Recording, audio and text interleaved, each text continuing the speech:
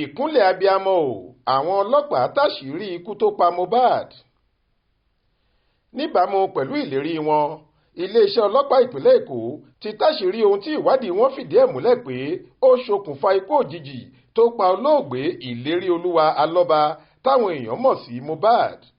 èyí wáyé nínú ìpàdé àpérò àkànṣe kan níbi tí kọmíṣánná ọlọ́pàá ìpínlẹ̀ Èkó CP Ìdòwú Owóhùnwá ti báwọn oníròyìn sọ̀rọ̀ lọ́sàn-án ọjọ́ Ẹtì Friday ọjọ́ 6 oṣù kẹwàá yìí lórí àbájáde ìwádìí ìjìnlẹ̀ tí ikọ̀ ẹlẹ́ni 13 tí wọ́n yàn láti túṣu désàlẹ̀ ìkòkò ikú yàjóyàjó tó pa òǹkọrin hip hop ọ̀hún Mohbad lójúdé lọ́jọ́ Ìṣẹ́gun Túsídẹ̀ẹ́ ọjọ́ 12 oṣù kẹsàn-án ọdún 2023 yìí.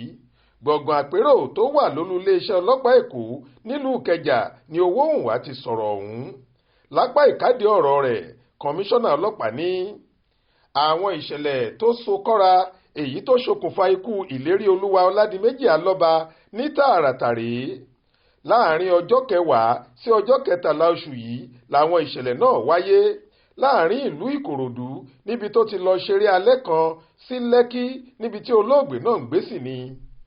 obìnrin nọ́ọ̀sì alábẹ́rẹ́ kan Fèyíṣayọ̀ Ògìdìngbé tó jẹ́ ọmọ ẹ̀kọ́ṣẹ́ nọ́ọ̀sì ló gún Mohbad lábẹ́rẹ́ pẹ̀lú àwọn egbòogi tó lágbára gidi èyí tó ṣamọ̀nà sí bí Mohbad ṣe kú.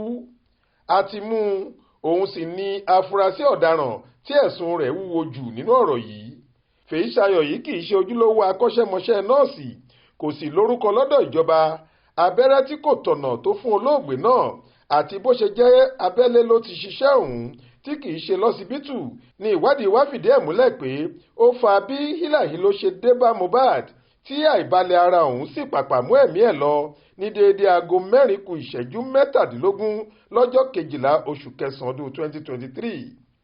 kọmíṣánná ọlọ́pàá tún ní yàtọ̀ sí pé nọ́ọ̀sì náà ti gbà pé àwọn abẹ́rẹ́ tó ń gún fún olóògbé yìí gbòdì lára ẹ̀ tó sì ṣekú pa á. ìwádìí àti àyẹ̀wò tí ìgbìmọ̀ àwọn oníṣègùn kan ṣe nípa ìṣẹ̀lẹ̀ yìí tún fìdí ẹ̀ múlẹ̀ pé abẹ́rẹ́ tó gbà kẹ́yìn yẹn gan-an ni ṣàǹgbá ti fọ́ gẹ́gẹ́ bó ṣe wí. Faith Adébọ́lá ló ń jábọ̀ ròyìn fún iléeṣẹ́ tẹlifíṣàn Aláròye online.